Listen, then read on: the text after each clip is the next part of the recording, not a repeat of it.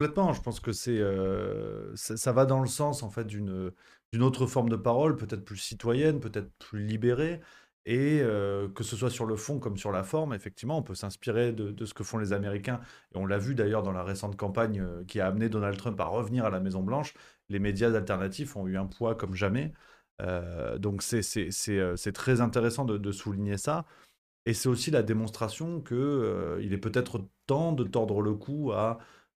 une forme de lieu commun, voire de mensonge qui a été imposé, où on a expliqué aux citoyens que seule une parole experte, une parole de journaliste, une parole de spécialiste des questions était valable. Non pas à dire que cette parole-là est complètement désuète et qu'il ne faut plus la prendre au sérieux,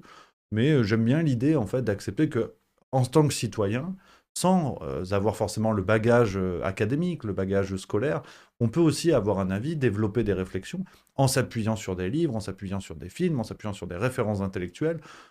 que tous les avis peuvent être entendables. Après, ils n'ont pas une même valeur académique, une même valeur informationnelle, mais si l'information citoyenne, c'est une information humble, avec des gens qui acceptent leurs limites, qui acceptent de ne pas être du métier, comme on dit, et qui, de fait, n'en ont pas les liens de dépendance, parce que c'est aussi ça, une parole journaliste, malheureusement, c'est que la plupart du temps, c'est une parole qui est rémunérée, donc par soit le service public, donc l'argent des Français, des Suisses, l'argent public, soit par des investisseurs privés, dont on sait que l'objectif premier n'est pas un objectif de rentabilité.